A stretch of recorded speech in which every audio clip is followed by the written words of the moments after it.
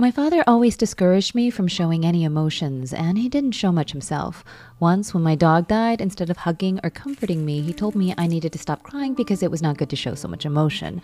I really hated him at that moment, and I'm not gonna lie. I honestly think I had a hard time knowing where I stood with my dad for a long time because of his refusal to show any of his feelings to me.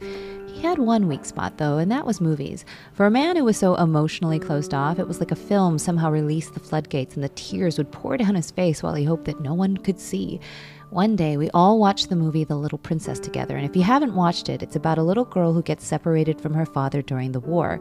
The father ends up going blind, and after years of being parted, he hears his daughter's voice for the first time and starts crying her name until she runs into his arms. My dad was crying so hard, he had to pause the movie, head to the bathroom, and collect himself before we could all finish. And at that point, I kind of knew exactly where I stood with Daddy.